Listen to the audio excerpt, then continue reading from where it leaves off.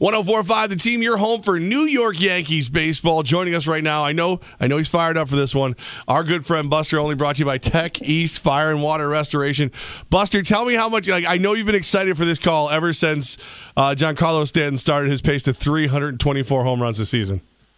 Yeah, I need to go back and talk to the commissioner's office about having these Thursday openers. I at least want the Yankees to say, have 3 games and experience a loss once to pull you out of, the outer stratosphere, okay, in terms of your expectation for the team. Just a little bit closer to something even keel.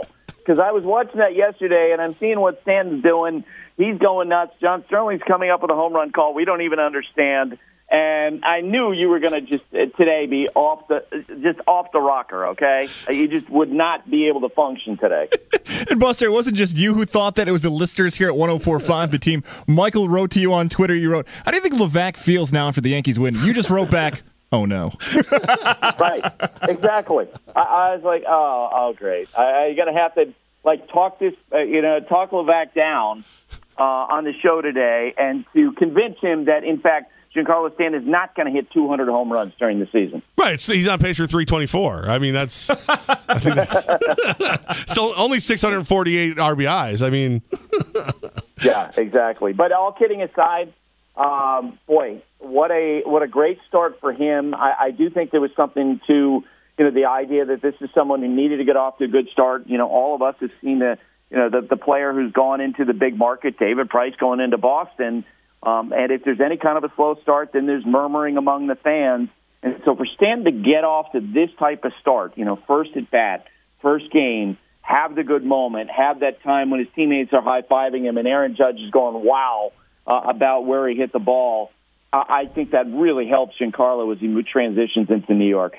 It's funny, Buster. I mean, in seriousness, the stats that are coming down. First guy since Judge to homer in his first at bat as a Yankee. First guy since Maris to have 2 home runs in his debut game as a Yankee. Yeah, and that's right. And he's having all of that. And Aaron Boone explained to reporters when he talked to them after the game that you could see it coming. That at the end of spring training, when he was driving the ball to right center field, I saw the same thing out of Aaron Judge as they went down the stretch. And, we had a sort of an argument / debate on when we broadcast the first batting practice session that Judge and Stanton were in together.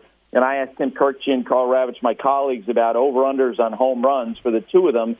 So those guys were like, 100, it would be a fair number. I think you're low. I think Aaron Judge is going to continue to get better as a player. I think Stanton's going to be monster, especially hitting in Yankee Stadium, and these two guys together will help each other. Yesterday, when Stanton hit his home run, I was in the Giants clubhouse because I'm out here on the West Coast for the Giants and the Dodgers, and Pablo Sandoval was sitting there, and we watched that home run together. He looked at me and goes, man, he's going to love hitting in those ballparks in the American League East because he goes from hitting in Miami to going to Yankee Stadium, Camden Yards, all those bandboxes in the East.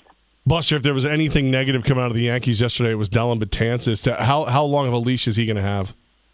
Well, he's so much of a talent. They'll work with him. I think the question that they have to answer internally is, in all these situations, is how is this a permanent thing? I will tell you that I saw him throw in spring training, and he looked tremendous. And so I think if you're the Yankees, you're just hoping it's a one-day blip. Aaron Hicks going on the 10-day disabled list. What will a loss like him mean for this team this month? Not much. I mean, that's the reality of it. They just have so much depth in that lineup that, okay, so he goes out, then, the Yankees now will probably put Stanton in the outfield a little bit more. They can put, Judge and Brett Gardner in the outfield together, and they'll just keep rolling. I mean, that's how deep their offense is. And Aaron Hicks was a terrific player last year, and I don't mean to suggest that he doesn't make any difference, but that's what depth will give you, is that you'll be able to withstand problems like that with Hicks going down. Buster only with us right now on 104.5 The Team. Buster, is that the greatest strength of this team? I mean, you look down at Scranton Wilkes-Barre, and it's the starters are basically the 40-man roster. Is the depth what really makes this team special? It's beginning to distinguish them from a lot of teams in baseball. Look, I think the Dodgers last year, the reason why they were so good over the course of the regular season is that they had so much more 40-man roster depth than any other team. And yesterday I was talking with an evaluator about the Yankees and about the trade they made of Aroldis Chapman to the Cubs and getting Gleyber Torres and having Miguel Andujar down in the minor leagues. And he was just shaking his head. He goes, Brian Cashman has done an unbelievable job in putting together this team, because it's not only about the first wave of Aaron Judge and about Giancarlo Stanton, it's what's behind them. Now, the one area of the team, and I think Levack, even you, as a psycho Yankees fan, would agree with me, the one area of the team that potentially would be a concern would be in the starting pitching. But the rest of the team is so deep in the lineup, in the bullpen, that I really do think they'll be able to handle everything, much in the same way the Dodgers did last year. Aaron Boone really not big New York decision that the Post or the Daily News runs with. As we continue on throughout this month, what's going to happen that first time the media kind of pushes back on Boone? How will he respond to it? With grace and with humor, which is why he's going to be tremendous at this job. And look, I'm totally biased on this because I worked with him on Sunday Night Baseball for a couple of years. He's a friend of mine, but I feel like that when people talk about potential risk of a guy who hasn't managed in the big leagues, I'm not worried about that at all, because if he has a bad day managing today, he'll learn from that and he'll get better. He is someone who will acknowledge when he's wrong, which I think is really important.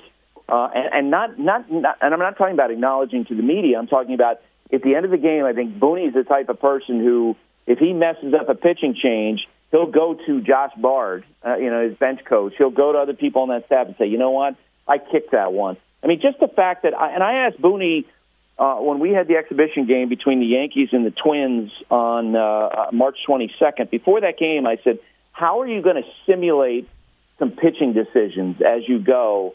How are you going to do that? And he said, you know what? He said, I'm basically going to take my lead from Larry Rothschild. Larry Rothschild's been doing this forever.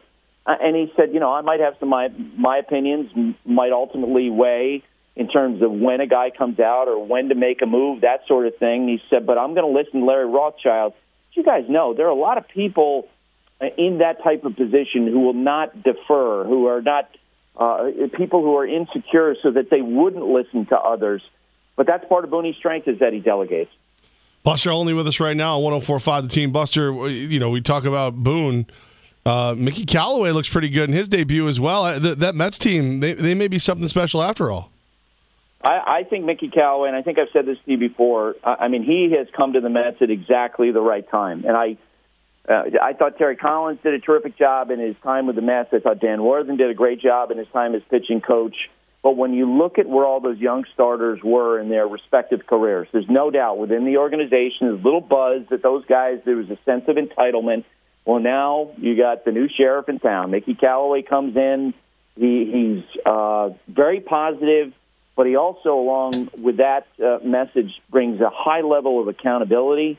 And I think that's the perfect time for Harvey as he goes into his free agent year, for Noah after getting hurt last year, after all that weightlifting stuff. And look, I really, when you look at the Mets roster, it is probably the most top-heavy roster of any team that's contending, where they're so reliant on a very small group of players. They need Yoenis Cespedes to be great. They need Noah Syndergaard to be great. They need DeGrom and Harvey to be really good. They need good work out of their bullpen, I think, in ways that the Dodgers and the Yankees and the Cubs don't necessarily have to. But, man, if Noah Syndergaard is great this year and DeGrom is great, the Mets are going to be a factor, and I think Mickey's going to have a lot to do with that. Besides the New York teams, what was the biggest surprise for you on opening day? And I'm, since I'm out here in L.A. and I saw it firsthand, it was the first time that I've seen Clayton Kershaw not be able to bully hitters. And I think Clayton Kershaw is the greatest regular season pitcher we've ever seen. Statistically, that's the case. There's a great statistic, adjusted ERA plus, that allows you to measure pitchers against their generation and against other generations. There's only one pitcher higher in that statistic in the history of baseball than Clayton Kershaw, and that's Mariano Rivera. So there's no other starting pitcher higher than Kershaw, and he's always been a guy, 94, 95 miles per hour, blows it past hitters at times, great slider. Yesterday against the Giants, he was more like 90, 91, 92, We've seen CC Sabathia the last 5 or 6 years begin to transition into this crafty lefty. And Kershaw's not at that point yet, but yesterday he was changing speeds more. Last 3 innings he used his curveball more. He began to pitch to the outer part of the plate, which is something that he, in the past, has not done. He's been very stubborn about pitching inside, some evaluators feel like.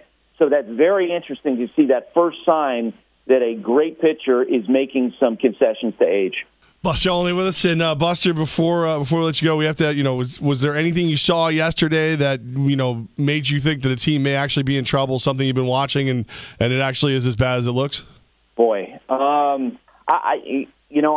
was concerned going into spring training about Gabe Kapler, the Phillies manager. He had a reputation among folks with the Dodgers being very rigid.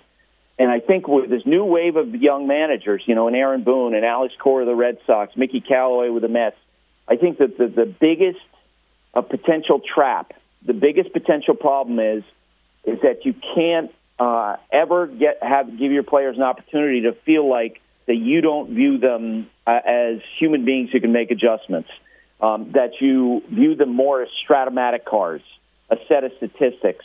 And so yesterday, when the Phillies had a 5-0 lead, and Aaron Nola, their starter, who looked great in spring training, was at 68 pitches, he took him out of the game. Adubel Herrera, their outfielder, who's been a regular for them for 3 years, because of matchups, he wasn't in the lineup on opening day, and he was really unhappy about it. That's a dangerous place to go. And look, the numbers certainly justify the decisions that Gabe has made in that first game. But I will tell you that players, once they start to perceive that you view them as a set of numbers, that's a problem. I don't think Alex will fall in that trap. I don't think Aaron will fall in that trap. Gabe Kapler the first day seemingly fell into that trap. He's Buster Olney, and you bring the knowledge. I was joking with Goz yesterday. I was like, I bet you Buster saw something that makes him worried about a team for the season. He's like, it's the first game, Levack. I'm like, Buster sees all. or I completely miss it all, right? Well, that's only when you say bad things about the Yankees. I believe that. That's the only. The last night in the dynasty thing, that kind of I don't know about that, but ever since then, you've been pretty spot on, sir. Oh, wait a second. I'll defend myself on that. What is everyone writing now? Can Brian Cashman build another dynasty? When did that dynasty happen? When in those years defined in that book. So get off my back, Levack. Buster, thank you. And I said, I didn't say it wasn't true. I just said I didn't like it. Okay. Buster, man, we appreciate you. All right, guys.